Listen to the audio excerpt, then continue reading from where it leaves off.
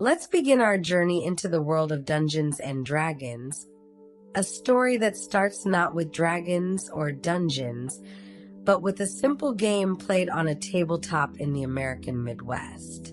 Picture the year 1974. It's a time of bell-bottoms and vinyl records, but in a small town in Wisconsin, something magical is being born. Two men, Gary Gygax and Dave Arneson, are about to publish a game that will change the world forever. They call it Dungeons and Dragons, and it arrives in a simple white box, printed in a modest run of just 1,000 copies. No one knows it yet, but this small beginning will grow into something extraordinary. Gary Gygax, one of these creators, wasn't thinking about creating a cultural phenomenon. He was simply combining his love of medieval history with his passion for miniature wargaming. Before Dungeons and Dragons, Gary spent his time playing Chainmail, a medieval miniatures game where tiny knights and soldiers battled across kitchen tables. But Gary wanted something more, something personal. He wanted each player to control not an army, but a single hero with their own story, their own destiny. The name Dungeons and Dragons itself came from a simple place. Gary's wife, Mary Jo, was looking at the manuscript and noticed that the game featured both dungeons to explore and dragons to fight. It seemed only natural. The name was perfect in its simplicity, capturing the essence of adventure that lay within those pages. When you open that original white box from 1974, you'd find 3 small booklets inside, totaling just 150 pages. The entire game, everything you needed to begin your adventure, fit into these 3 slim volumes. They were called Men and Magic, Monsters and Treasure, and the Underworld and Wilderness Adventures. Together, they cost just $10. $10 for a gateway to infinite worlds. The very first adventure ever published for Dungeons and Dragons was called Palace of the Vampire Queen, released in 1976. But before that, countless adventures were played in living rooms and basements, stories told and retold, never written down, existing only in the memories of those first brave adventurers who stepped into Gary's world. Now, imagine being one of those early players sitting around a table with friends when someone asks, "What do I need to play this game?" The answer was simple yet profound: 20-sided dice. These icosahedral gems, called D20s, became the heartbeat of Dungeons and Dragons. When you roll that 20-sided die, anything can happen. A natural 20 means perfect success, a moment of triumph.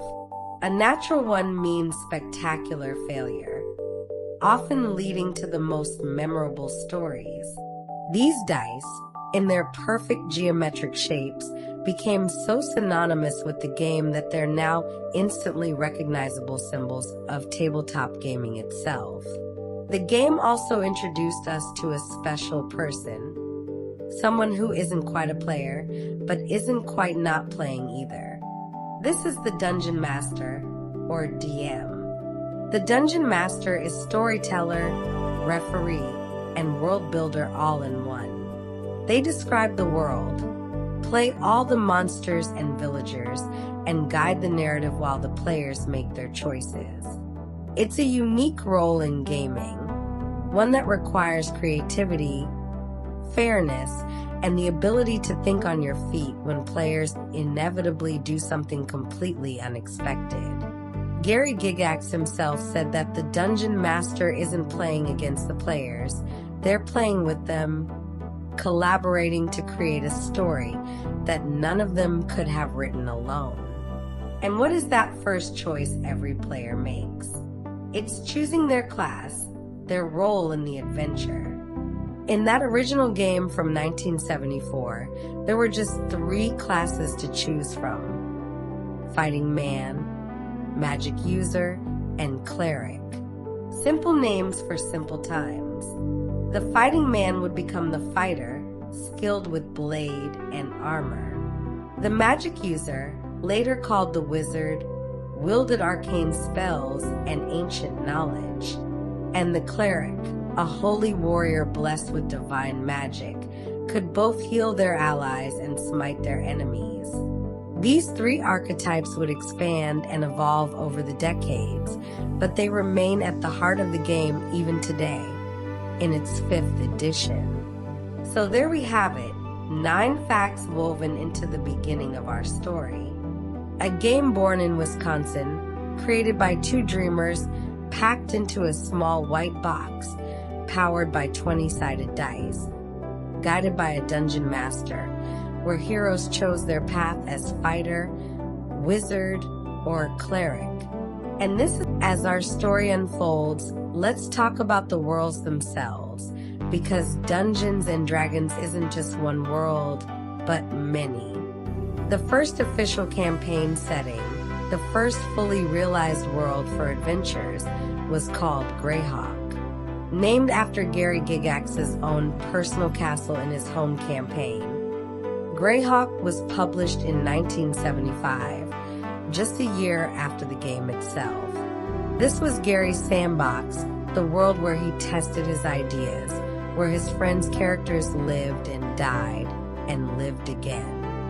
The city of Greyhawk, the Free City as it was known, became a legendary starting point for countless adventures, a place where heroes gathered in taverns before venturing into the unknown. But Greyhawk wouldn't remain alone for long. In 1987, a new world emerged from the mists, the Forgotten Realms. Created by Ed Greenwood, who had been building this world in his imagination since he was a child, the Forgotten Realms became perhaps the most beloved campaign setting in all of D&D.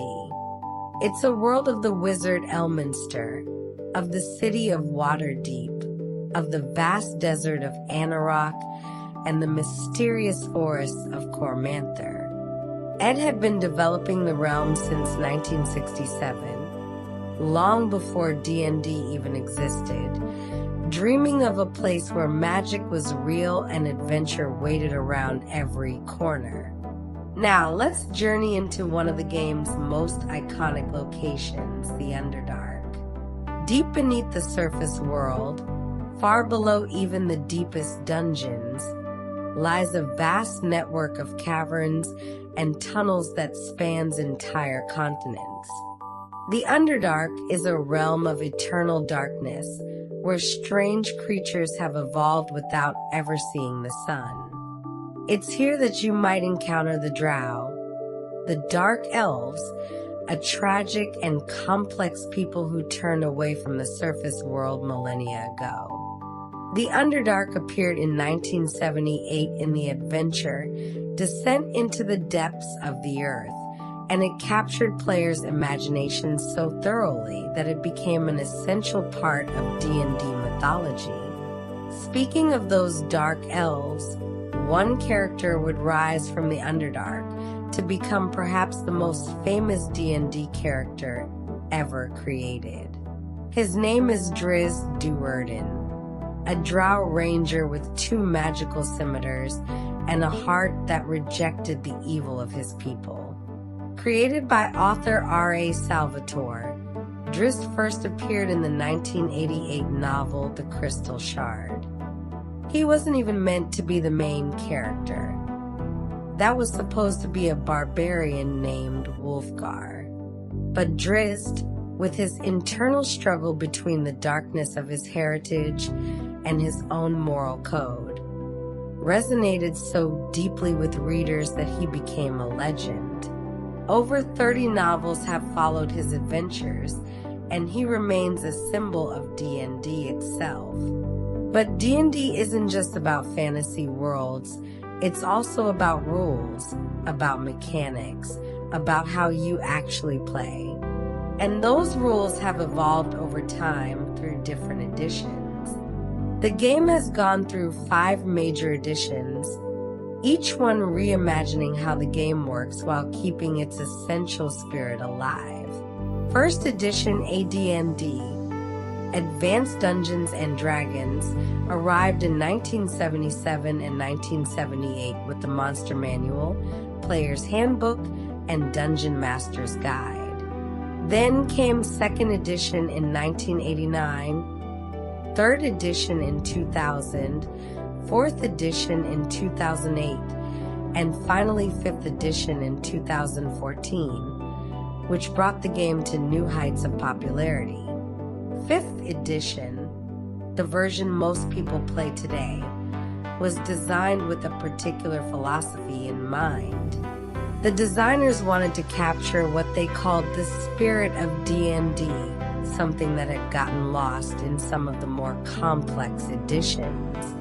They playtested it with over 175,000 players, the largest public playtest in gaming history, listening to feedback and refining the rules until they felt just right.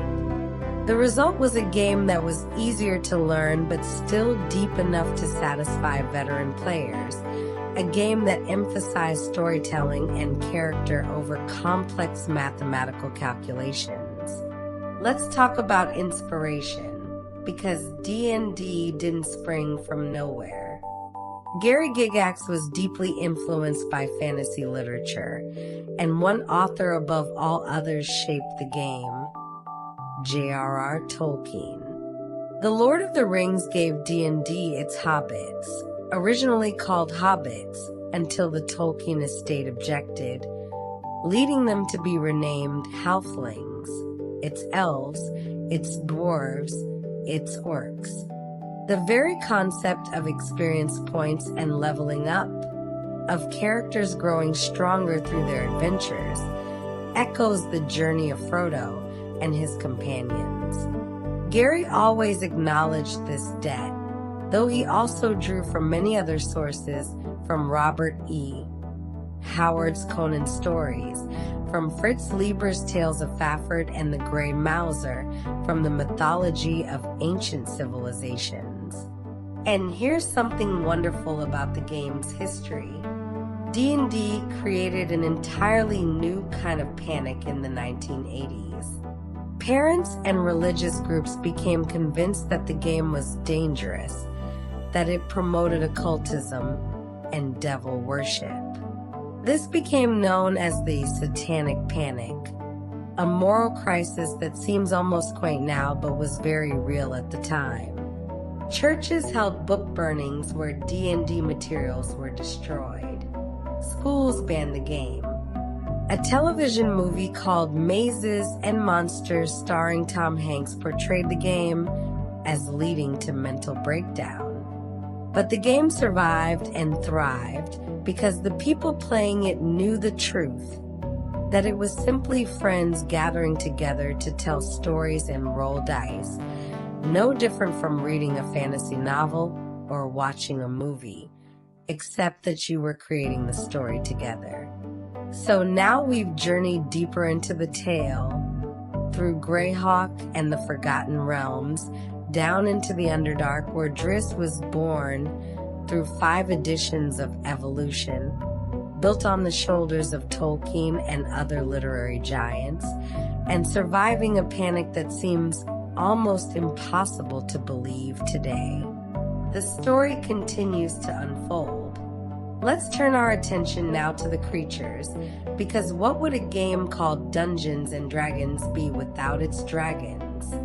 In D&D, dragons aren't just massive flying lizards, they're intelligent, ancient, and categorized by color. There are the chromatic dragons, evil and destructive. Red dragons that breathe fire and hoard gold. White dragons of ice and fury. Black dragons lurking in fetid swamps. Green dragons weaving lies in forests. And blue dragons crackling with lightning in desert lands.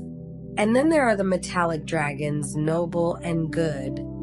Gold dragons, wise and powerful. Silver dragons, compassionate and just bronze dragons guarding coastlines, copper dragons with their wit and humor, and brass dragons, talkative and curious.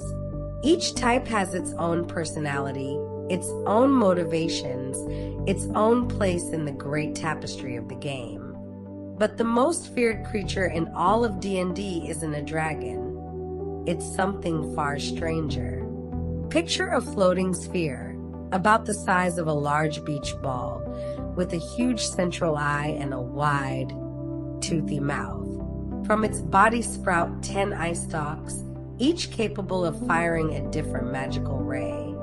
This is the Beholder, and it first appeared in the 1975 supplement Greyhawk. The Beholder is paranoid, believing itself to be the perfect form of life and viewing all other beholders as inferior.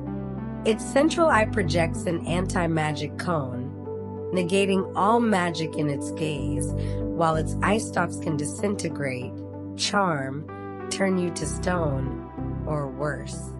The Beholder is so iconic, so uniquely D&D, that it's become one of the game's trademark monsters, appearing in countless adventures and nightmares. Now, imagine you're creating your first character, and you need to know how strong they are, how smart, how charismatic. D&D measures these qualities with 6 ability scores: Strength, Dexterity, Constitution, Intelligence, Wisdom, and Charisma. These 6 attributes define every character in the game. Your strength determines whether you can break down that door or swing your sword with devastating force. Dexterity governs your agility and reflexes. Constitution measures your health and endurance. Intelligence represents reasoning and memory. Wisdom reflects your awareness and insight. And Charisma is your force of personality, your ability to lead, persuade, and inspire. In the original game, you rolled 3 6-sided dice for each ability, and whatever you got was what you got, no re-rolls, no adjustments. Your character's fate was in the hands of the dice from the very beginning. Let's talk about one of the most famous dungeons ever created, the Tomb of Horrors.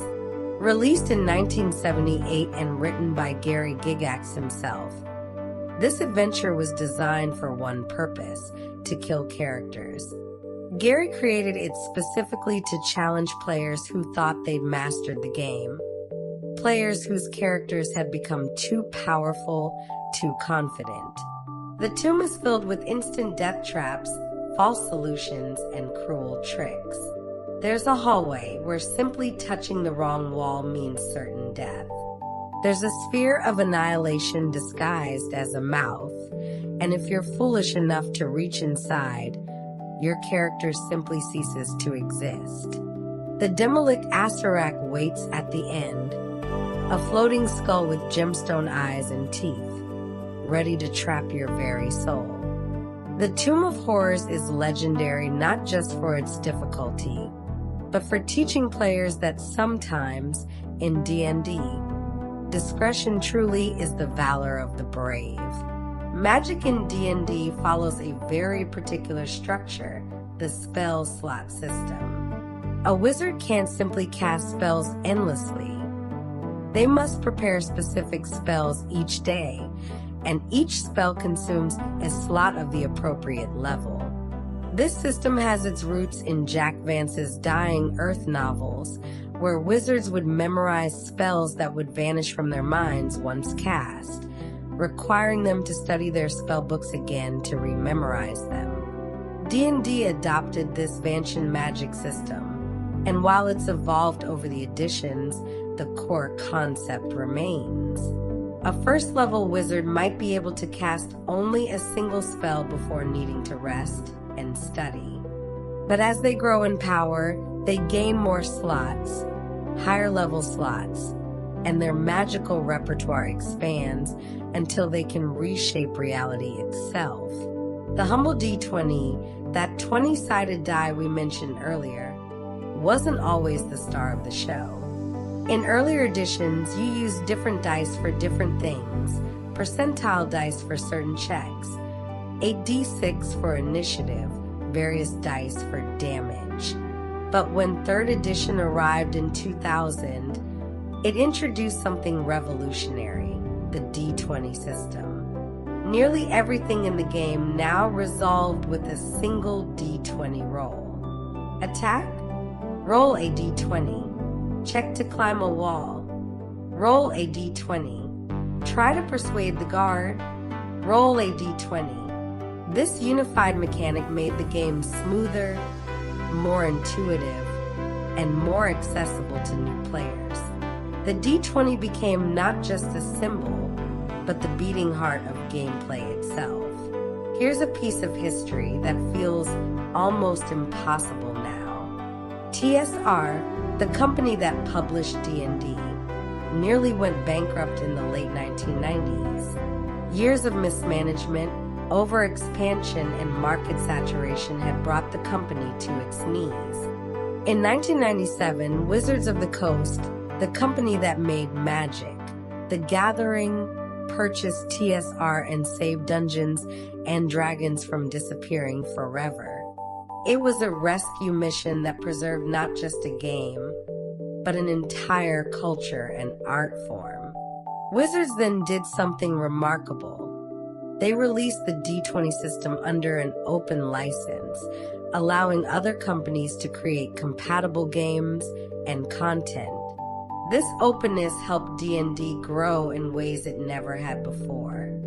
Now, let's venture into one of the game's most beloved settings, Ravenloft.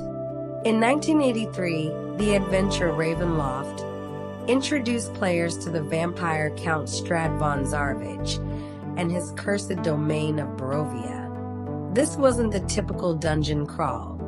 It was gothic horror, a realm of myths and dread where a tragic villain ruled over his land, forever seeking a reincarnation of his lost love. Castle Ravenloft itself was generated partly randomly, with a deck of cards determining where key items and encounters would be found, making each playthrough unique. The adventure was so successful that Ravenloft expanded into an entire campaign setting, a demi-plane of dread where dark lords ruled domains shaped by their sins and sorrows. And speaking of decks of cards, D&D has a magical artifact so dangerous, so unpredictable, that using it can change everything. The Deck of Many Things first appeared in the original Dungeon Master's Guide in 1979. It's a set of magical cards, and when you draw one, reality itself bends. You might gain vast wealth, a castle, or a loyal fighter to serve you. Or you might lose your soul, be imprisoned in an extra-dimensional space, or have death itself appear before you as an avatar that you must defeat in combat. The deck represents the ultimate gamble, pure chaos. The knowledge that sometimes in D&D, as in life, fortune can change in an instant. Soft breath, contemplative pause. So we've met chromatic and metallic dragons, faced the terrible beholder, learned about the 6 ability scores that define us, survived the deadly tomb of horrors, understood the spell slot system born from Jack Vance's imagination, unified our roles with the D20, witnessed Wizards of the Coast save the game from extinction, entered the mists of Ravenloft, and glimpsed the terrible power of the Deck of Many Things.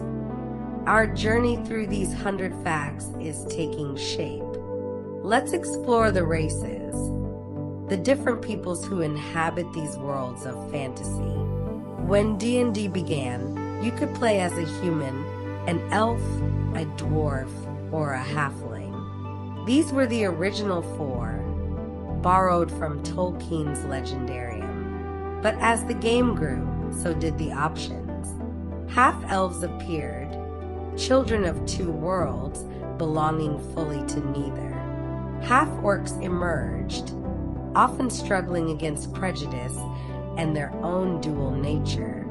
Gnomes arrived, small tinkerers and illusionists with a love of jokes and invention. And then came the Dragonborn, humanoid dragons walking upright, their breath weapons echoing their draconic ancestry. Tieflings entered the game, humans touched by infernal heritage, with horns and tails marking their connection to darker realms. Each race brought new stories, new perspectives, new ways to see these fantasy worlds. Now picture yourself not in a dungeon, but in a city, a massive, impossible city. This is Sigil, the City of Doors, introduced in 1994 with the Planescape campaign setting. Sigil sits at the center of the multiverse, atop an infinitely tall spire, shaped like the inside of a torus, a city on the inner surface of a ring. Here, portals to every plane of existence can be found, marked by doorways that might lead anywhere. The city is ruled by the mysterious Lady of Pain, a being so powerful that even gods fear her, who drifts silently through the streets with blades floating around her head. Planescape asks philosophical questions, exploring belief and reality, showing that D&D could be more than just treasure and monsters, it could be profound.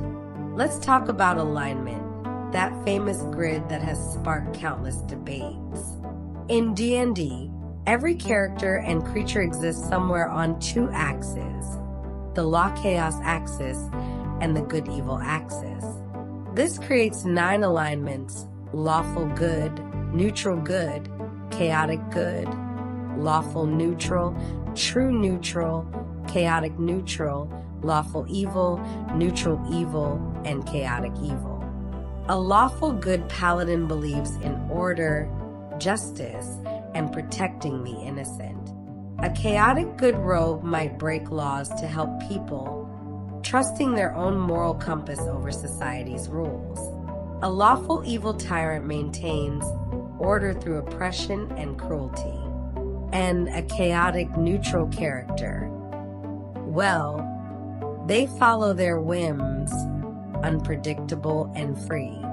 The alignment system has evolved over the editions, sometimes expanded, sometimes simplified, but it remains a touchstone for understanding character motivations. In 2008, 4th edition D&D tried something bold and different.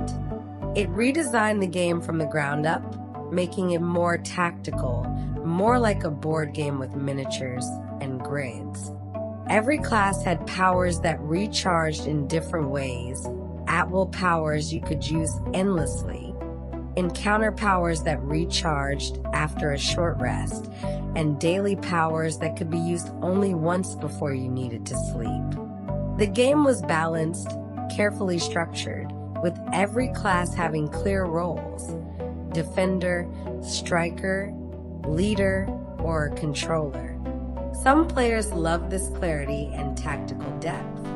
Others felt it had strayed too far from D&D's roots, becoming too game-like, losing some of the improvisational storytelling magic. 4th edition taught the designers important lessons about what players wanted, lessons that would shape 5th edition's return to form. Let's journey now to the elemental planes, realms of pure primordial force. The plane of fire, an endless inferno where the very ground burns, and Efreet build their brass cities in lakes of magma. The plane of water, a boundless ocean where tritons and marids dwell in coral palaces. The plane of air, where you might fall forever through endless sky, or find floating earth motes held aloft by ancient magic. And the plane of earth, solid stone in every direction, where tunnels must be carved to move and down mine for gems in compressed caverns. These elemental planes represent existence in its purest forms, and traveling to them means adapting to realities where the rules of the material world no longer apply.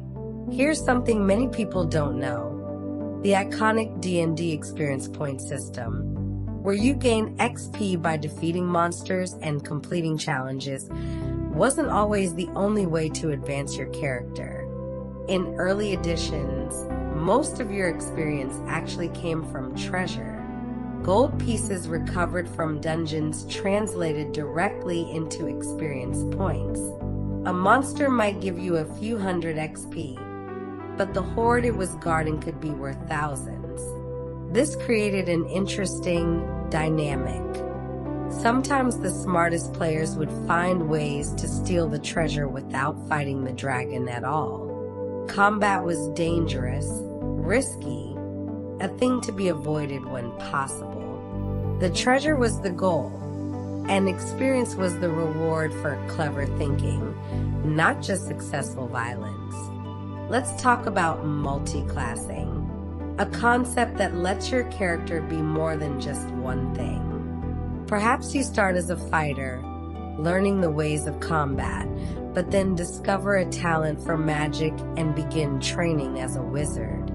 Or maybe you're a rogue who finds faith and starts taking levels in cleric.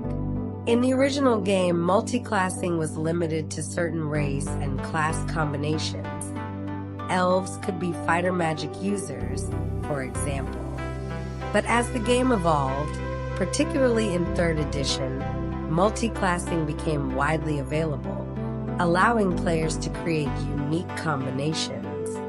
A paladin warlock might struggle with the conflict between their holy oath and their pact with an otherworldly patron. A barbarian bard could be a skald, a warrior poet singing songs of their own mighty deeds.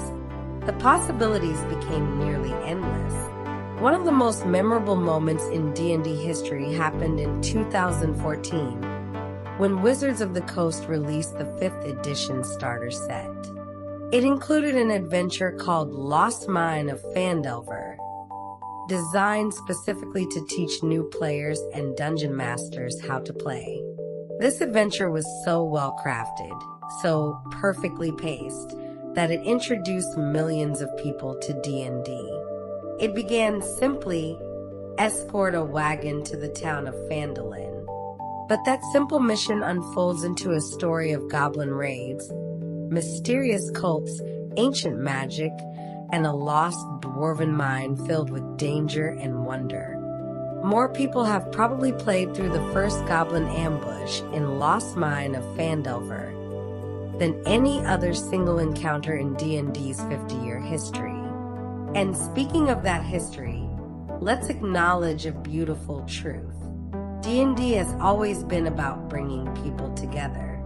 From those first games in Lake Geneva, Wisconsin, to kitchen tables around the world, to online platforms where people connect across continents, the game creates community.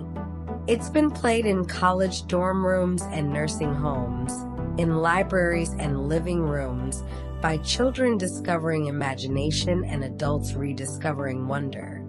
It's a game that requires no athletic ability, no expensive equipment, no particular background. All you need is imagination, some friends, and a willingness to say yes, and to whatever comes next. So we've met the diverse races from Dragonborn to Tieflings, visited Sigil at the center of the multiverse, debated the 9 alignments, learned from 4th edition's bold experiment, traveled to the elemental planes, discovered that treasure once mattered more than combat, explored the art of multi-classing, taught millions through the Lost Mine of Phandelver, and remembered that above all, D&D is about bringing people together. The tapestry grows richer with each thread. Let's turn our attention to one of the game's most versatile classes, the Bard. In early editions, becoming a Bard was incredibly difficult. You had to start as a fighter, then switch to become a thief, and only after advancing in both could you finally become a Bard. It was a prestige, a reward for dedication. But as the game evolved, Bards became their own class from the beginning, masters of music, magic, and lore. They're the storytellers within the story, weaving spells through song, inspiring allies with a rousing ballad, cutting down enemies with vicious mockery. A bard's power comes from performance, from art itself becoming magic. They can play a lute in a tavern one night and save the world with that same song the next. Now imagine a place where the dead don't rest, the negative energy plane, the source of all undeath in the multiverse. This plane exists as an absolute void, draining life and light from anything that enters it. It's from this dark realm that necromancers draw their power, animating corpses and binding souls. The negative energy plane has a mirror, the positive energy plane, a realm of pure, overwhelming life force so intense that it can destroy living beings through an excess of vitality, burning them out like a candle with too much oxygen. These planes represent the duality of existence itself, the balance between creation and entropy, life and death, being and nothingness. Let's talk about critical hits. Those moments of triumph when everything goes perfectly. When you roll a natural 20 on an attack roll, you score a critical hit. The rules for what this means have varied over the editions, but the essence remains the same. Something extraordinary happens. Maybe you roll double damage dice. Maybe you automatically hit regardless of the enemy's armor. That moment when the die shows 20 and everyone at the table erupts in celebration. That's pure D&D magic. And conversely, when you roll a natural 1, a critical failure or fumble, your sword might slip from your grip. Your spell might fizzle, your smooth words might come out as embarrassing gibberish. These moments of perfect success and catastrophic failure create stories that players remember for decades. In 1989, TSR published a series of adventure modules set in a war-torn world unlike any D&D had seen before. This was Dragonlance, a setting where dragons had returned after centuries of absence, where the world itself was recovering from a great cataclysm. But what made Dragonlance special wasn't just the setting, it was the characters. The heroes of the Lance, led by figures like Tanis Half-Elven, Raceland Magir the Dark-Robed Mage, and Sturm Brightblade the Knight, had their own story told through a series of novels by Margaret Weiss and Tracy Hickman. These weren't just adventures you played. They were stories you read, characters you came to love.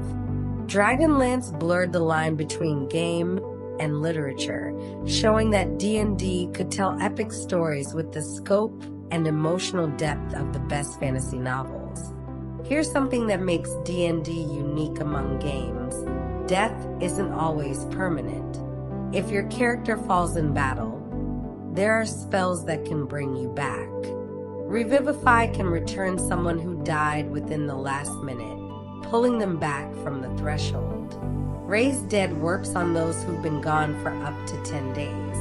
Resurrection can recover someone dead for a century. And True Resurrection can restore someone even if their body has been completely destroyed, creating them anew from nothing. But these spells come at a cost, requiring expensive material components like diamonds worth thousands of gold pieces. Death still matters, still carries weight, but it's not always the end. This creates interesting dynamics. Should you play it safe, or take risks knowing resurrection is possible? How much is your character's life worth in gold? Let's venture into the Feywild, a parallel dimension that mirrors the material world, but transforms it into something strange and beautiful. Time moves differently here. A night spent dancing with pixies might mean years have passed in the mortal world. The Archfey rule domains within this realm, powerful beings like Titania, the Summer Queen, and the Queen of Air and Darkness. Everything in the Feywild is more vibrant colors, more intense emotions, more dangerous beauty. A simple forest becomes a woods of silver trees with singing leaves. A pond becomes a mirror that shows not your reflection, but your heart's desire. The Feywild appears in folklore and fairy tales from cultures around the world, and D&D captured that otherworldly magic, that sense that you've stepped sideways into a dream. Now, let's talk about skills, those specific areas of expertise that define what your character is particularly good at. In 5th edition, there are 18 skills, from acrobatics to survival, each tied to one of the 6 ability scores. Your rogue might have expertise in stealth and sleight of hand, able to move unseen and pickpockets with supernatural grace. Your wizard might excel at arcana and history, their years of study paying off. Your barbarian might be skilled in athletics and intimidation, using raw strength and presence to overcome obstacles. The skill system lets you define not just what class your character is, but who they are as a person. 2 fighters might both be warriors, but one knows courtly etiquette and plays chess, while the other can track prey through any terrain and survive in the wilderness. Here's a piece of D&D lore that spans the entire cosmology: the Blood War, an eternal conflict between devils and demons. Devils are lawful evil, following strict hierarchies in the 9 hells, honoring contracts and working through systems of power. Demons are chaotic evil, rampaging through the abyss's infinite layers in hordes of destruction. These 2 forces of evil have fought each other since the dawn of creation in a war so vast and terrible that it keeps both sides occupied. Some say this is the only thing protecting the mortal realms. If the Blood War ever ended, the winner would turn its full attention to conquering everything else. It's a dark sort of balance, evil consuming evil, while mortals live in the shadows of their conflict. And let's not forget one of D&D's most important tools, the battle mat. While you can play D&D entirely through imagination and description, many groups use maps and miniatures to visualize combat. The Chessex battle mat, introduced in the 1990s, became a staple of gaming tables. It's a vinyl mat marked with a grid, and you can draw on it with wet erase markers to sketch out dungeons, forests, or battlefields. Miniatures representing heroes and monsters stand on the squares, moving through tactical space. Some people craft elaborate 3D terrain. Others use simple tokens. Some play on elaborate digital platforms. But that basic battle mat, with its 1-inch squares and erasable surface, has facilitated countless adventures, turning abstract combat into a visual, tactical experience. So we've explored the evolution of the Bard from prestige class to performer, touched the void of the negative energy plane and the burning light of its positive mirror, celebrated critical successes and fumbles, journeyed through Dragonlance with the heroes of the lands, learned that death can be reversed with diamonds and dedication, stepped sideways into the Feywild's dangerous beauty, defined ourselves through 18 skills, witnessed the eternal blood war between devils and demons, and laid out our battle mat to visualize the conflict. Our collection of facts continues to grow, each one a window into this vast game. Let's talk about a concept that's central to the D&D experience, the saving throw. When something terrible is about to happen to your character, when a dragon breathes fire or a wizard casts a spell at you, you make a saving throw to resist or reduce the effect. Roll a d20, add your modifiers, and hope you beat the difficulty. In 5th edition, there are 6 types of saving throws, 1 for each ability score. A dexterity save lets you dodge out of the way. A constitution save helps you endure poison or disease. A wisdom save might let you resist an enchantment trying to control your mind. These moments of rolling to save yourself create tension and drama.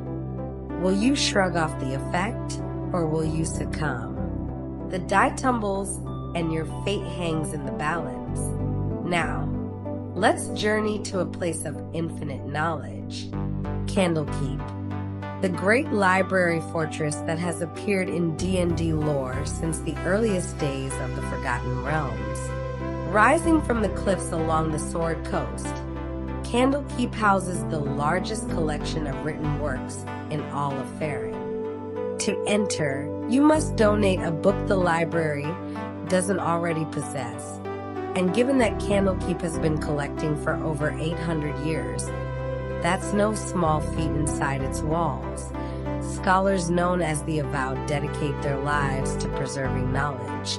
The monks who protect the library are formidable defenders, and the wards are ancient and powerful. Candlekeep represents something beautiful about D&D. The idea that knowledge itself is treasure, that a rare book might be worth more than a chest of gold. Let's explore one of the most beloved character classes, the Ranger. Rangers are warriors of the wilderness, equally at home tracking prey through forests or battling monsters in the wild. They have favorite enemies, creatures they've studied, and learned to fight with particular effectiveness.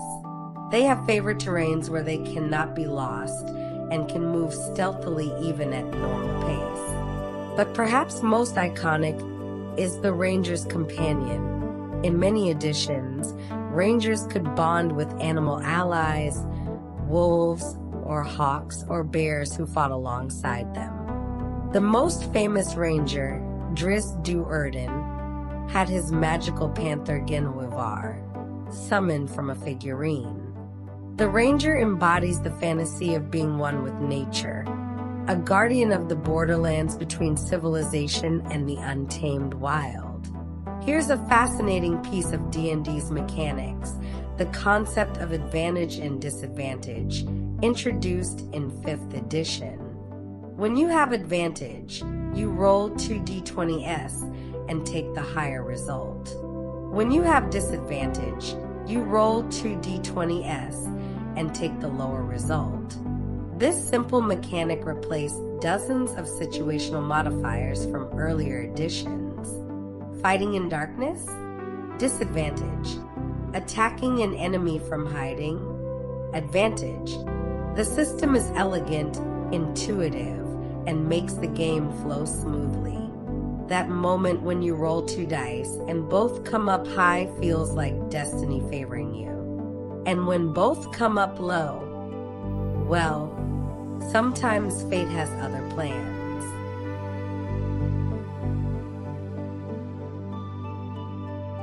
Let's talk about magical items, those wondrous objects that define so many characters and stories.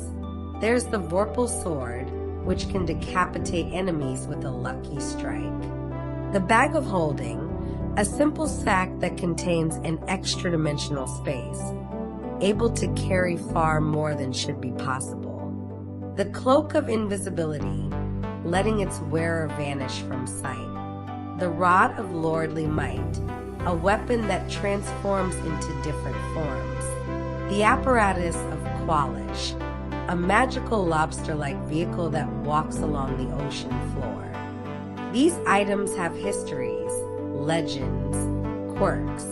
A sword might be sentient with its own personality and goals. A ring might be cursed, granting power at a terrible price. Magical items aren't just equipment, they're part of the story, sometimes driving the narrative as much as the characters themselves. Now, picture a city floating in the sky, held aloft by an ancient methaller, a massive magical artifact. This is a Netherese flying city, remnants of an empire that fell thousands of years ago in the Forgotten Realms. The Netherese were masters of magic beyond anything the current age can achieve. They're archwizards able to cast spells that would be considered impossible today. They created floating cities, reshaped reality, challenged the gods themselves. But their hubris led to catastrophe. An archwizard named Karsus tried to become a god by stealing the divine portfolio of magic itself. For one brief moment, he succeeded, and in that moment, all magic everywhere stopped working. The flying cities fell from the sky in what became known as Karsus's folly. It's a cautionary tale about the dangers of reaching too far, of ambition unchecked by wisdom. Let's discuss inspiration, a mechanic in 5th edition that rewards good role-playing. When you do something particularly clever, funny, or in character, your dungeon master might award you inspiration. With inspiration, you can give yourself advantage on a roll at a crucial moment. It's a simple system, but it encourages players to think like their characters, to make decisions based on personality rather than pure optimization. Your paladin might charge into danger to protect innocence even when it's tactically questionable, and that heroic choice might earn inspiration that saves their life in the next battle.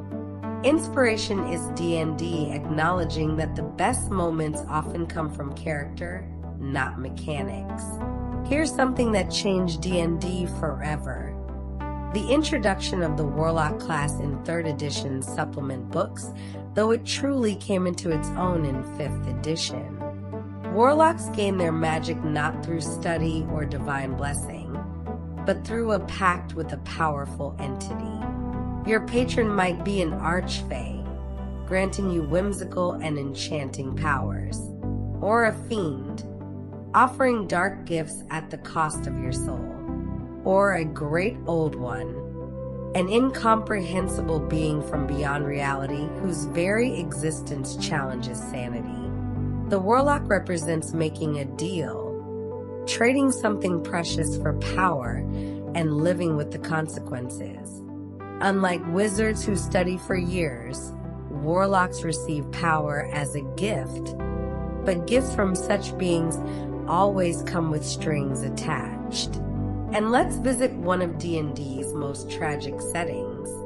Dark Sunday released in 1991. Dark Sun presented a world utterly unlike the typical fantasy realm. Athos is a dying desert world where metal is scarce, where magic draws life from the earth itself, turning fertile land to ash. There are no gods. They've abandoned this world or never existed here. Mighty sorcerer kings rule city-states as tyrants, while in the wastes, survival is a daily struggle. Elves are desert runners and traders, not forest dwellers. Halflings are feral cannibals, not cheerful farmers. Even the halflings are different. Wait, I mentioned halflings twice. Even the dragons are different. They're not born but made, transformations that sorcerer kings undergo through terrible magic. Dark Sun showed that D&D could be harsh, alien, post-apocalyptic, challenging everything players thought they knew about fantasy. So we rolled saving throws against deadly effects, sought knowledge in Candlekeep's ancient halls, ranged through the wilderness with animal companions, rolled with advantage and disadvantage, discovered magical items from the mundane to the legendary, witnessed the fall of Netherese flying cities through Karsus's folly, earned inspiration through roleplay, made pacts as warlocks with otherworldly patrons, and survived the harsh deserts of Dark Sun's dying world. More than halfway through our 100 facts, the story deepens still. Let's talk about a fundamental part of D&D that happens before the adventure even begins: character creation. The moment when you decide who you'll be in this imaginary world is special, almost sacred.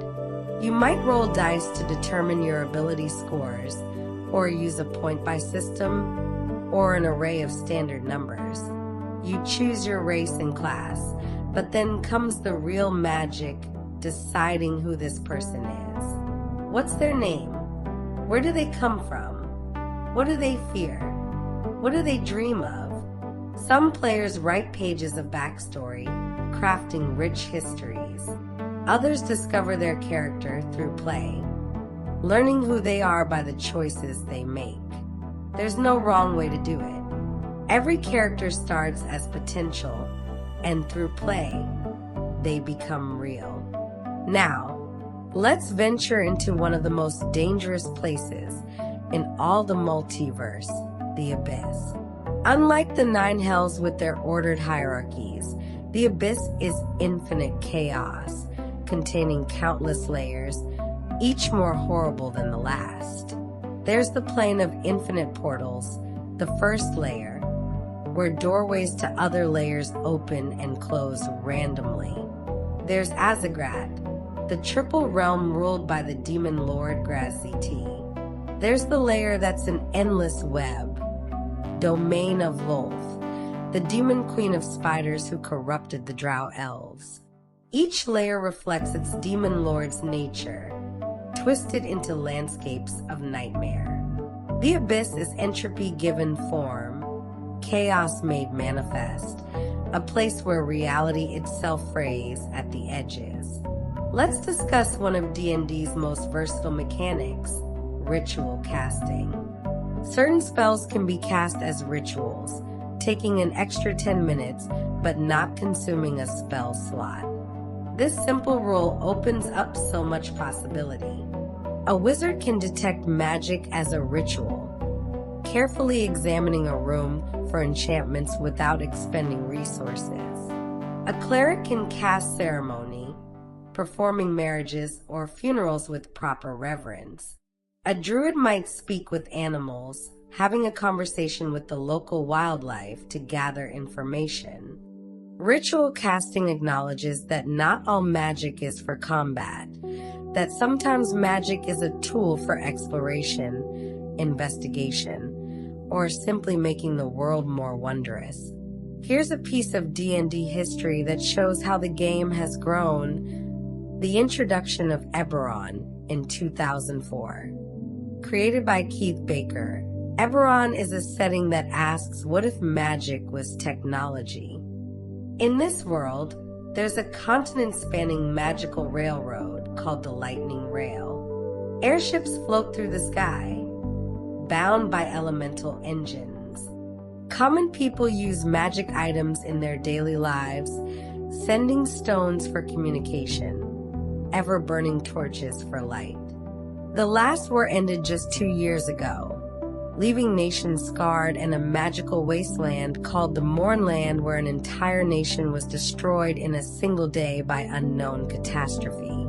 Eberron showed that D&D could embrace different tones, could be noir mystery or pulp adventure, could blend magic and industry into something new. Let's talk about hit points, that abstract measure of how much punishment your character can take. When you're first created, you have a certain number of hit points based on your class and constitution. Each time you level up, you gain more. But what do hit points really represent? They're not just how much physical damage you can endure. They're stamina, luck, skill at turning lethal blows into glancing strikes, divine protection, sheer determination. When you have 1 hit point left, you're not necessarily covered in wounds. You're exhausted, pushed to your absolute limit. And when you reach 0, you fall unconscious and begin making death-saving throws, hovering between life and death.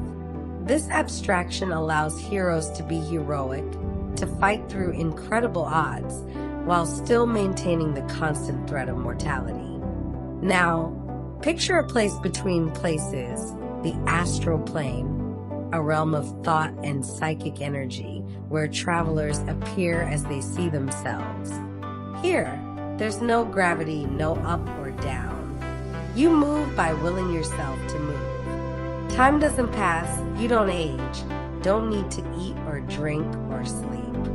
Floating through the silver void, you might encounter Githyanki warriors riding red dragons or stumble upon the corpse of a dead god.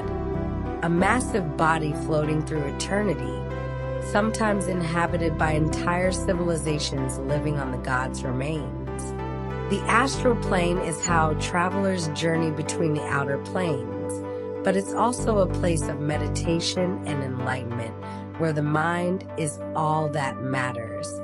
Let's discuss one of the game's most important concepts, the action economy. In combat, each character gets one action, one bonus action, and movement on their turn. Understanding this economy is crucial. A fighter might use their action to attack, their bonus action to make an additional attack if they have the right abilities, and their movement to position themselves strategically. A wizard might cast a spell as their action and nothing else. The most powerful characters aren't necessarily those with the highest damage. They're the ones who can do multiple things in a turn, who can affect the battlefield in various ways. This is why legendary creatures get legendary actions, allowing them to act even on other characters' turns. It helps balance a single monster against multiple heroes. Here's something wonderful about D&D's evolution. The inclusion of more diverse character options in recent years. 5th edition introduced a wider range of backgrounds, acknowledging that not every adventurer comes from the same place or circumstances. You might be a folk hero, beloved by your community, or a criminal with contacts in the underworld, or a sage who spent years in libraries and monasteries, or an entertainer used to performing and traveling. These backgrounds give you proficiencies, languages, and features, but more importantly, they give you context, a place in the world. They help answer the question, who were you before you became an adventurer? And that answer shapes everything that follows. Let's visit one more memorable location, Barovia, that cursed land we touched on earlier when discussing Ravenloft, but there's more to say. Barovia is surrounded by deadly mists that turn back travelers who try to leave and deposit new victims who wander in. The sun rarely shines through the perpetual clouds. The land itself seems to conspire with Count Strahd, its immortal vampire lord. But what makes Barovia truly tragic is that it's a reflection of Strahd himself. His domain is shaped by his sins, his regrets, his obsessions.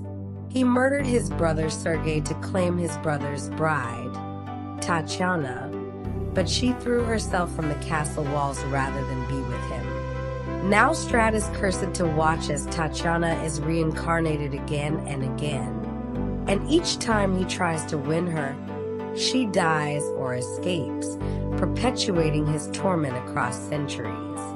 Barovia isn't just a location. It's a prison made of guilt and desire, and Strahd is both its warden and its prisoner.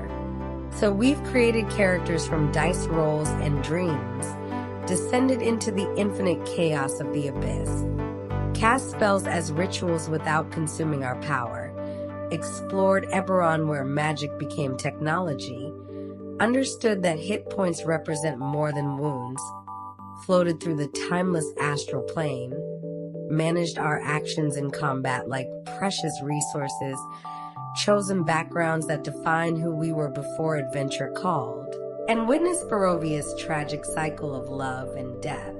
The journey continues, each fact a stepping stone across this vast landscape.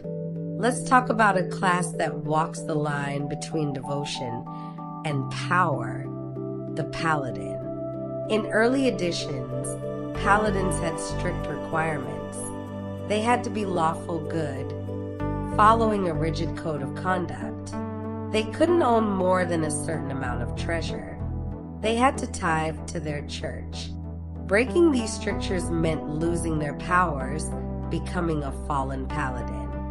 But as the game evolved, particularly in 5th edition, paladins became more flexible. Now they take sacred oaths, the oath of devotion for traditional knights, the oath of vengeance for those seeking justice at any cost, the oath of the ancients for those who protect nature and joy. Some paladins even become oath breakers, having broken their vows but retaining twisted versions of their powers. The paladin represents dedication made manifest, belief given the power to smite evil and heal the wounded. Now, let's explore a concept that makes D&D feel alive: random encounter tables. A dungeon master can roll dice to determine what the party encounters while traveling through the wilderness or resting in a dungeon. You might encounter nothing, or friendly travelers, or a wandering monster, or something stranger. These tables create unpredictability, the sense that the world exists beyond the planned adventure. The original 1974 rules included encounter tables, and they've remained part of the game ever since. That tension when the DM rolls dice behind their screen, when you hear the dice clatter and see their expression change, you know something is coming. But what? Random encounters remind us that not everything is a carefully crafted story beat. Sometimes, things just happen. Let's discuss a mechanic that's caused endless debates: the surprise round. In earlier editions, if one group ambushed another, they got a free round of actions while their victims couldn't act. 5th edition simplified this. Now, surprise creatures can't move or take actions on their first turn and can't take reactions until that turn ends. It's more streamlined, but the concept remains: being caught unaware is dangerous. A group of assassins might drop half the party before the fight truly begins. Or clever players might scout ahead, positioning themselves perfectly before springing their trap. Surprise rewards planning, caution, and clever thinking. It makes that rogue stealth skill suddenly crucial to survival. Here's a beautiful piece of D&D lore: the concept of the prime material plane, the normal world where most adventures take place. This plane is the center, the baseline of reality. All around it are the other planes, the inner planes of elements, the outer planes of belief and alignment, the transitive planes like the astral and ethereal that connect everything. But the prime material isn't just one world, it's infinite worlds, infinite versions of reality. Your campaign might take place on Tilreal, home of the Forgotten Realms, or Kryn, the world of Dragonlance, or Earth, the world of Greyhawk, or a world entirely of your dungeon master's creation. Each is its own prime material plane, and the cosmology extends from there. This concept allows every campaign to be unique while still being part of a greater multiverse.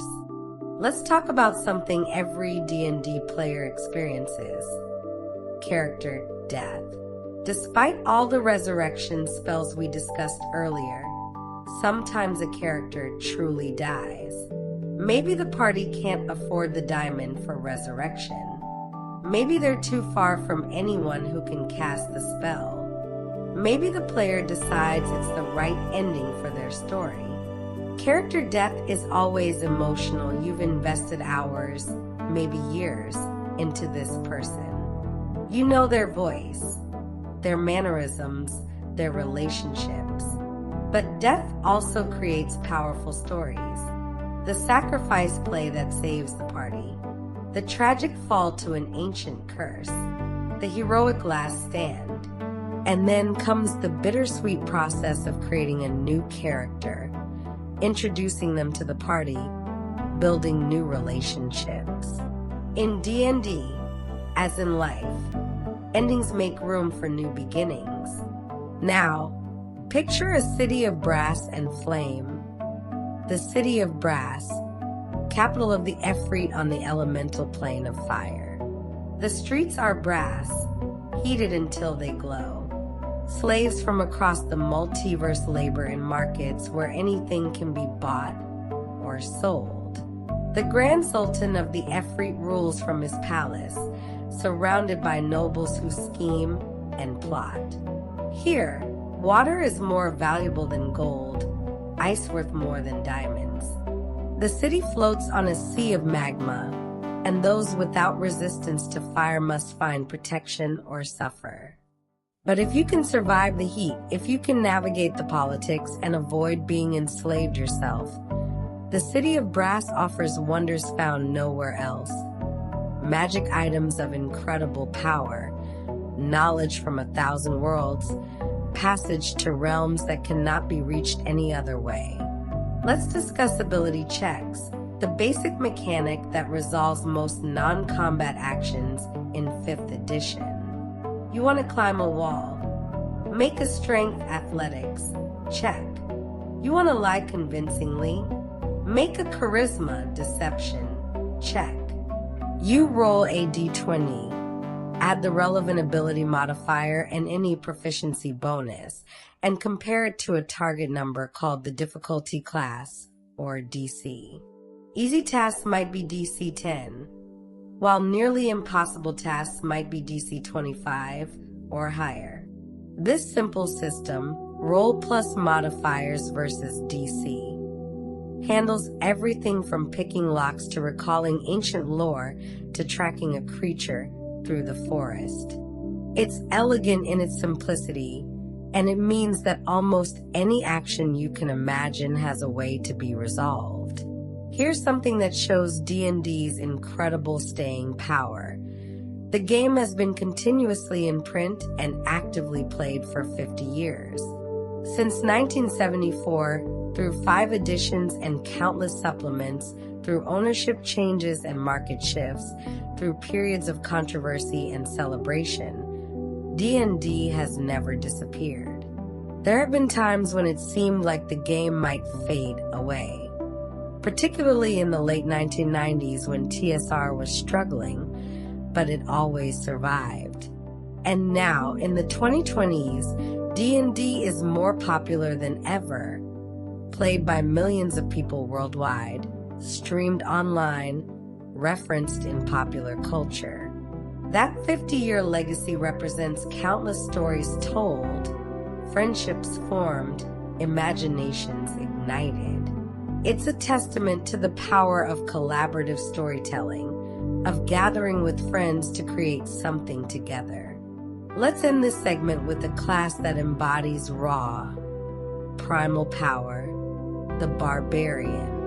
Barbarians rage, entering a state of fury that makes them stronger, tougher, more dangerous. While raging, they deal extra damage, resist physical harm, and can perform incredible feats of strength. They might come from frozen tundras or scorching deserts, from nomadic tribes or isolated mountains. Some barbarians follow the path of the berserker, giving themselves over to fury completely.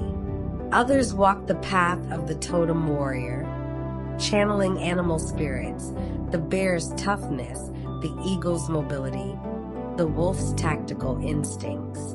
The barbarian is proof that you don't need magic or complex tactics to be powerful.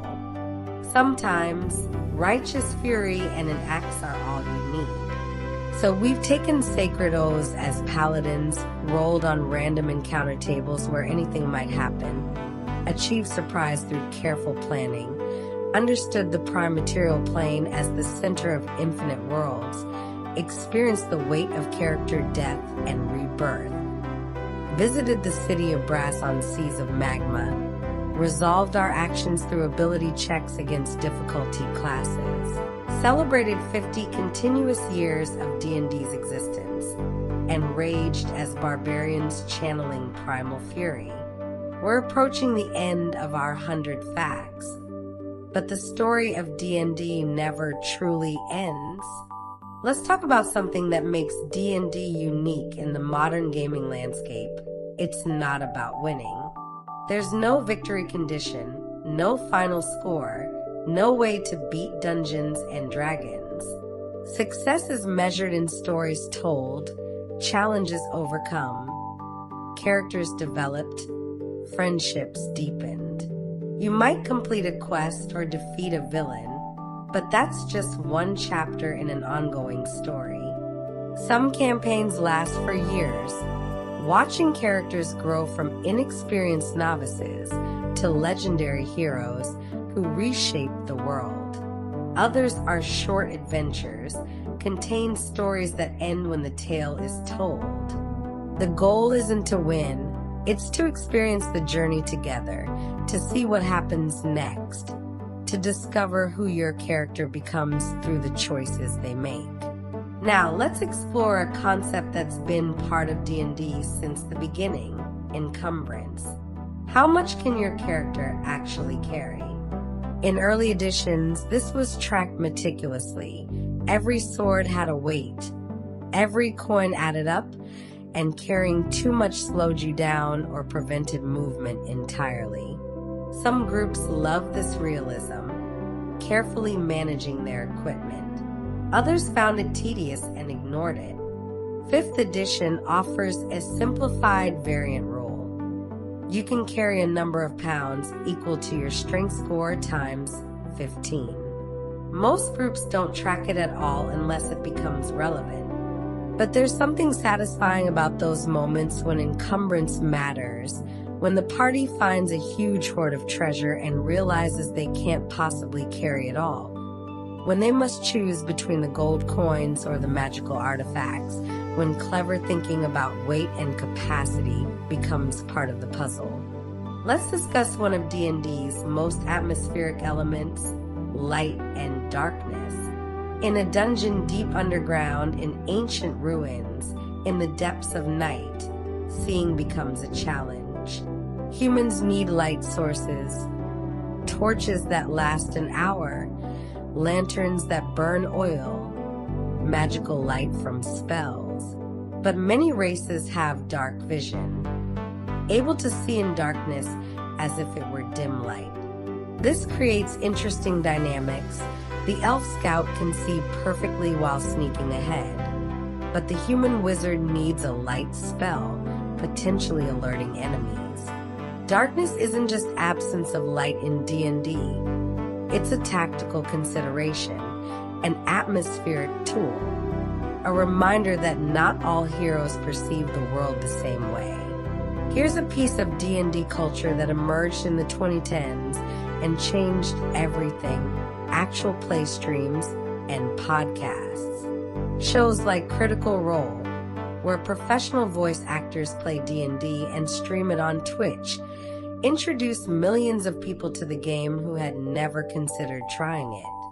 The Adventure Zone brought comedic storytelling and emotional depth to podcasting. Dimension 20 showcased D&D as high-production entertainment.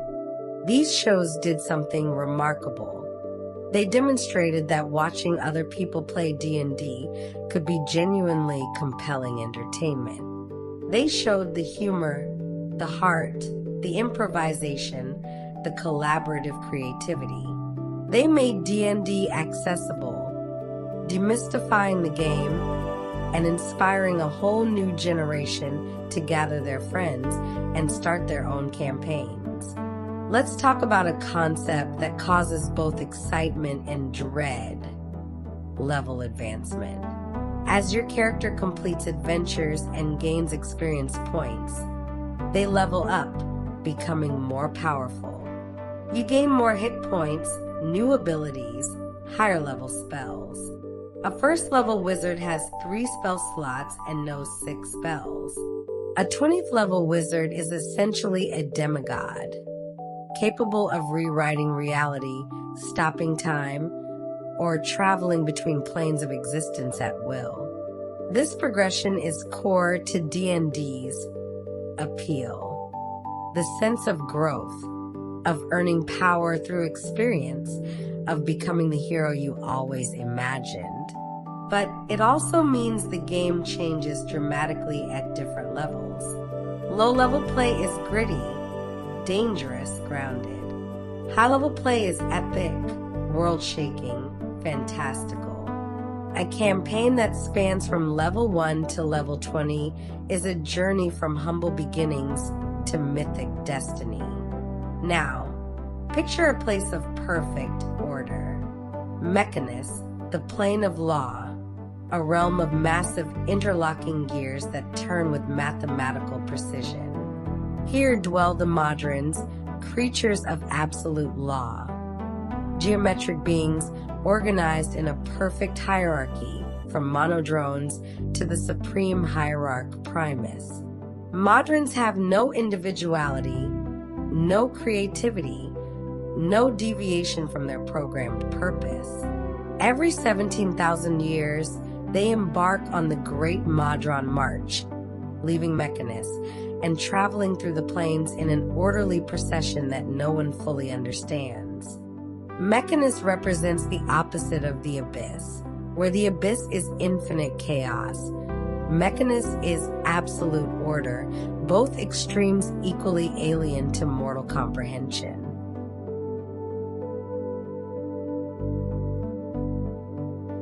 Let's discuss something that happens at every table: house rules. No two groups play D&D exactly the same way.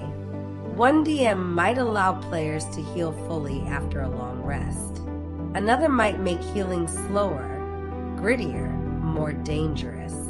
Some tables ignore material components for spells. Others track every copper piece and spell component carefully. Some allow critical hits on skill checks. Others stick strictly to the written rules. House rules let groups customize the game to match their preferred style. More heroic or more realistic. More tactical or more narrative. More comedic or more serious. The flexibility to modify rules is a feature, not a bug. It's your game at your table, and you can make it work the way you want it to work. Here's a fascinating aspect of D&D's magic system: concentration. Many powerful spells require concentration, meaning you can only maintain one concentration spell at a time. If you take damage while concentrating, you must make a Constitution save, or lose the spell. This creates meaningful choices. Your wizard could cast haste on the fighter, making them incredibly fast and deadly, but then they can't also cast fly on themselves or hold person on the enemy caster. Concentration prevents spellcasters from stacking every buff and control spell simultaneously, creating balance and tactical decision-making. Do you maintain the wall of fire that's blocking enemies, or drop it to cast polymorph and turn your ally into a giant ape? These choices define combat encounters. Let's visit one more iconic location: Waterdeep, the City of Splendors, the greatest city on the Sword Coast of the Forgotten Realms. With over 1 million inhabitants, Waterdeep is a place of intrigue, adventure, and opportunity. The city is protected by the Blackstaff, an archmage of incredible power, and governed by the masked lords, nobles whose identities are secret. In Waterdeep, you might rub shoulders with the richest merchants in Faerun, delve into Undermountain, the massive dungeon beneath the city created by the mad wizard Helaster, or get involved in the schemes of the Zhentarim, Harpers, or other secret societies. Waterdeep represents the urban adventure, mysteries in fog-shrouded streets, politics and intrigue, treasures hidden in plain sight. So we've understood that D&D has no winning condition, only stories shared, managed our encumbrance when every pound matters, navigated light and darkness with torches and dark vision, watched actual play shows transform D&D into entertainment for millions, leveled our characters from humble adventurers to legendary heroes, visited mechanists where perfect order turns like clockwork, created house rules that make the game our own, concentrated on one spell while letting others fade, and explored. Waterdeep, the city of splendors. Just a few more facts remain in our journey of 100. Let's talk about a concept that defines high-level play: epic boons and artifacts. When characters reach the highest levels, normal magic items no longer challenge or excite them. They might seek artifacts. The Eye of Vecna, which grants terrible power at the cost of replacing your eye with this withered organ. The Wand of Orcus, a skull-topped rod that can slay with a touch. The deck of many things we mentioned earlier. Or they might receive epic boons, blessings from gods that grant abilities beyond normal class features. They might become immortal, able to return from death without aid. They might gain immunity to disease and poison. They might be able to cast 9th level spells without consuming spell slots. These rewards represent achieving mythic status, becoming legends that will be remembered for millennia. Now, picture a realm of eternal twilight, the Shadowfell, a dark mirror of the prime material plane. Here, colors are muted, emotions are dulled, hope fades to despair. The Shadowfell overlaps the material world, and in places where tragedy has occurred, where death lingers, the barrier between them thins. The Raven Queen makes her domain here, goddess of death and fate, collecting the memories of the dead. Creatures of shadow dwell in this realm: shadow dragons, dark ones, the sorrowful undead who cannot find rest. But the Shadowfell isn't purely evil, it's simply dark, melancholic, a place of endings and quiet sorrow. Some find solace here, in the absence of false cheer, in the honest acknowledgement of loss. Let's discuss something that separates good DMs from great ones: improvisation. No matter how much you prepare, players will always surprise you. They'll befriend the villain you planned as an enemy. They'll ignore the main plot to investigate a random NPC you mentioned in passing. They'll come up with a solution you never considered, using spells in creative ways, or talking their way past obstacles you designed for combat. The best dungeon masters roll with it, adapting on the fly, making it seem like this was the plan all along. They say yes, and instead of no, but they build on player ideas, rewarding creativity even when it breaks their carefully prepared adventure. This improvisation, this collaborative storytelling, is where the magic happens, in those unscripted moments that no one could have predicted.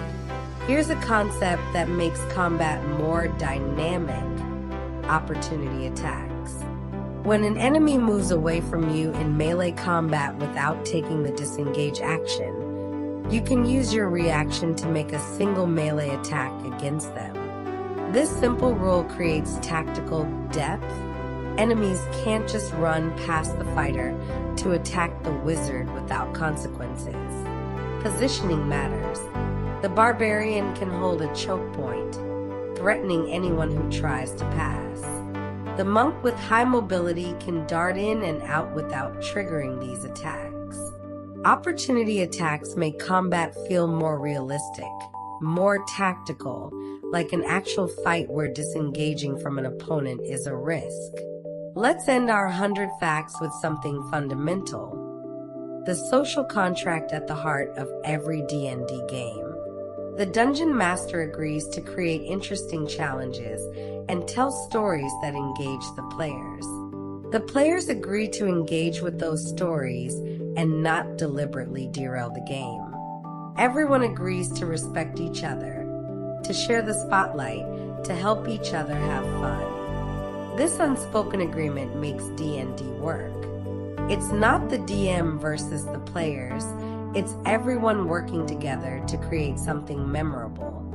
When a player rolls a critical hit and everyone at the table cheers, even though it ruins the DM's carefully planned encounter, that's the social contract in action.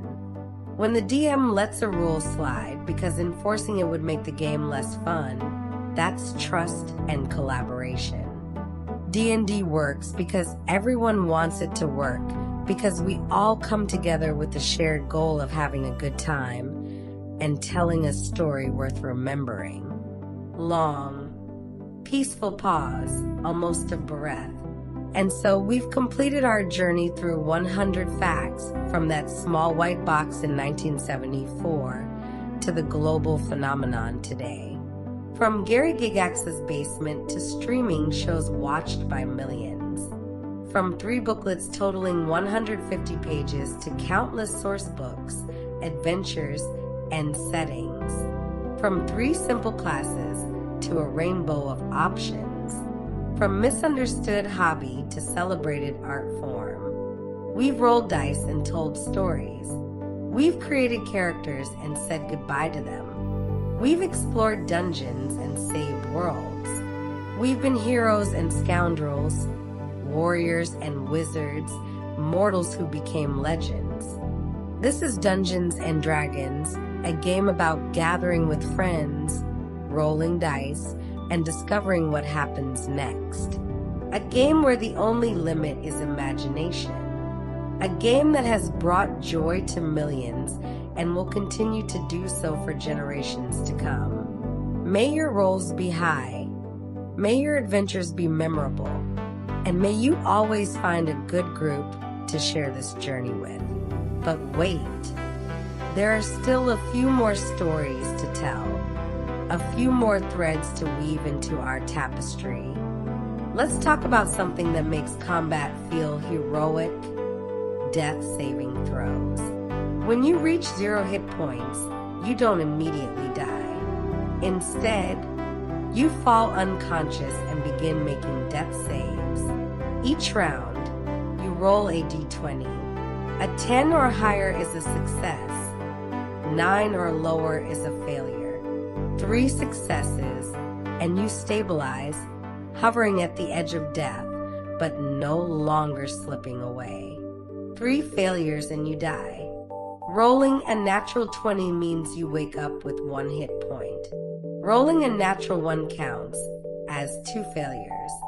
Those moments when an unconscious character is making death saves while their friends fight desperately to reach them. When someone rolls their 3rd save with shaking hands, those are the moments that create stories. Death saving throws give hope while maintaining tension. A chance for dramatic rescues and heroic sacrifices. Now, let's explore a mechanical concept that defines character capability: proficiency bonus. This single number, which starts at +2 and increases to +6 at higher levels, represents your character's growing expertise. When you're proficient in a skill, you add this bonus. When you're proficient with a weapon, you add it to attack rolls. When you cast spells, it determines how hard they are to resist. The proficiency bonus is elegant in its simplicity. One number that scales with level and applies to everything you're trained in. It's the mechanical representation of experience, of a character who's learned and grown through their adventures. Let's discuss one of D&D's most iconic monsters, the Mind Flayer or Illithid. These creatures are nightmare fuel. Humanoid figures with octopus-like heads, their 4 tentacles writhing as they move. Mind flayers feed on brains, using their psychic powers to stun victims before cracking open their skulls and consuming their minds. They're brilliant, cruel, and utterly alien, having come from the far realm beyond reality itself. Mind flayers once ruled a vast empire, enslaving entire races including the Githyanki and Githzerai, who eventually rebelled and destroyed their master's civilization. Now mind flayers lurk in the Underdark, building new colonies, conducting terrible experiments, always seeking to reclaim their lost empire.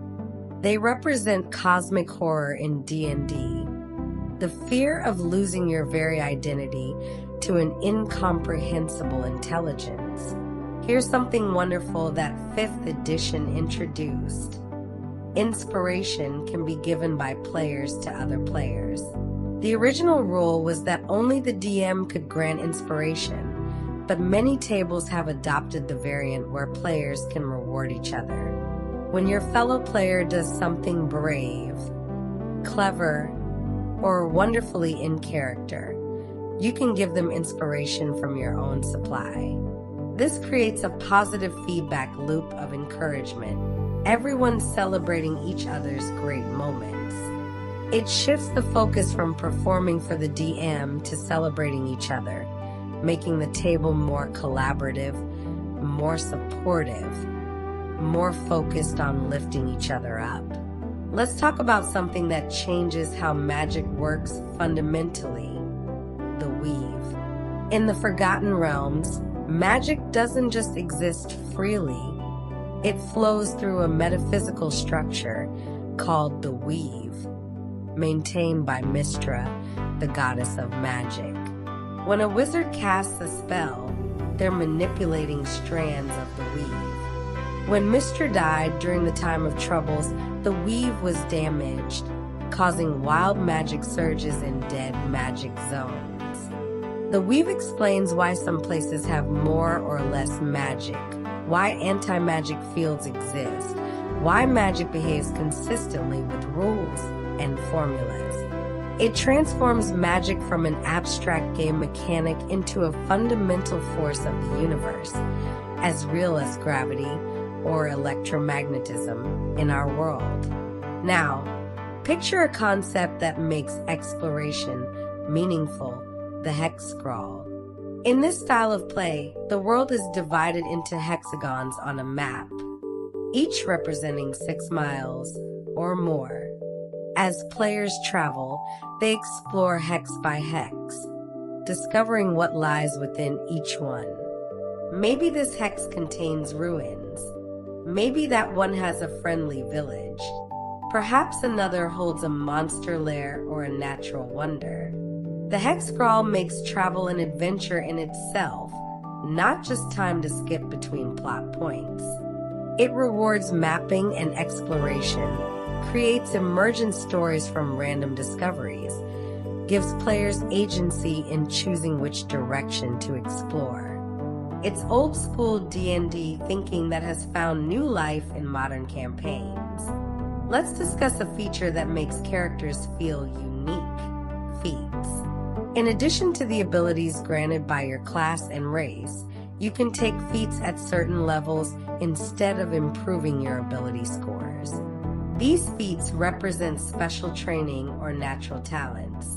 The Great Weapon Master can sacrifice accuracy for devastating damage.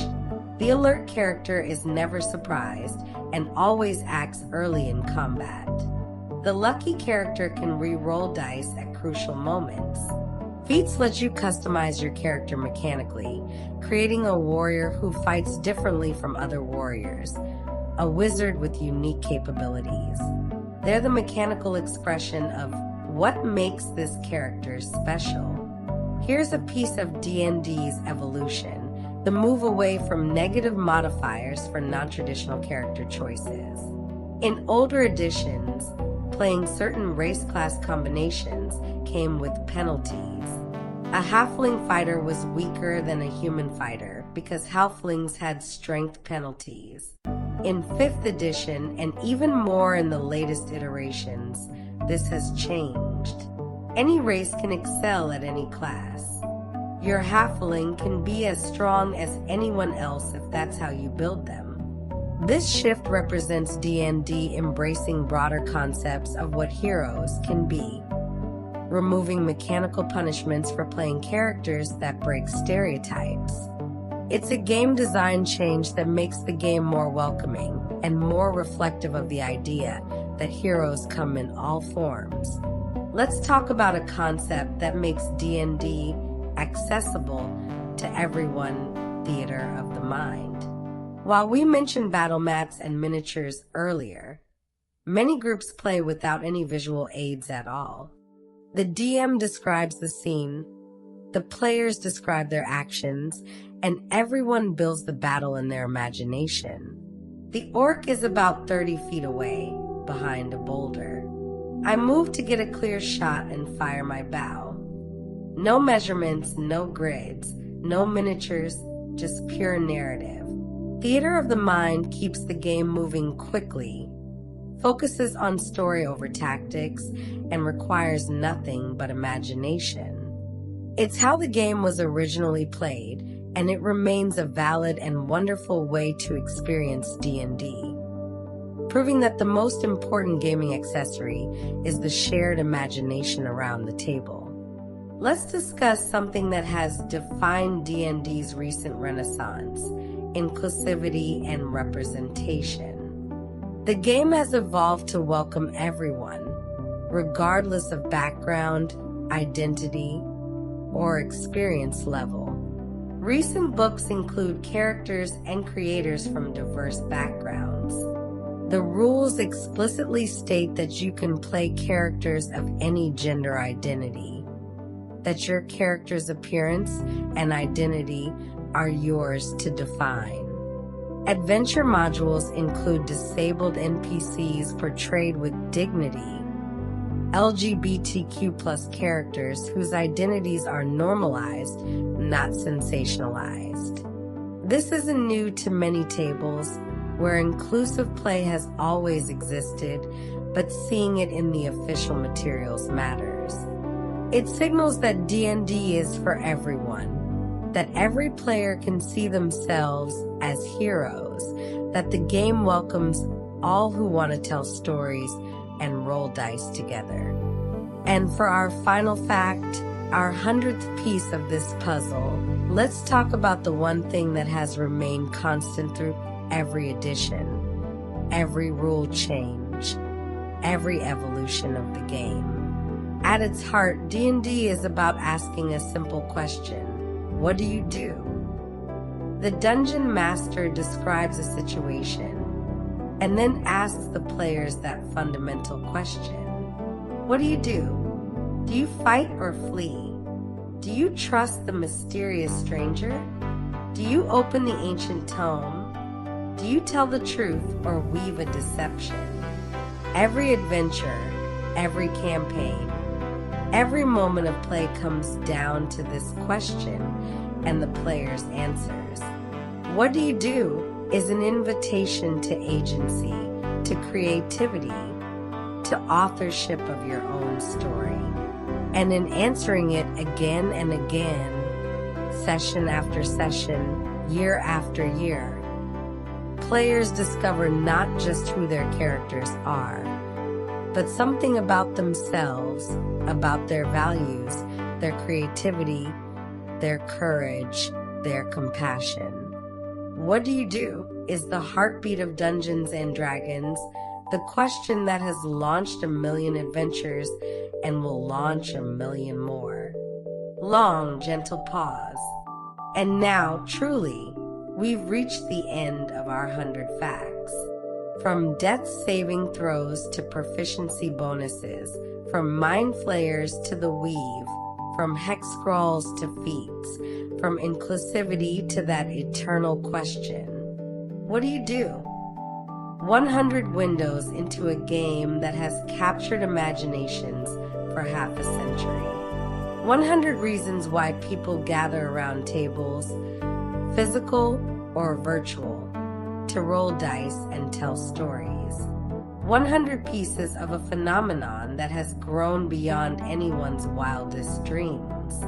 The dice are rolled, the stories are told, the adventures continue. May your rest be peaceful, and may your dreams be filled with dragons to befriend, dungeons to explore, and endless possibilities waiting for you to answer that timeless question. What do you do? Sweet dreams, adventurer,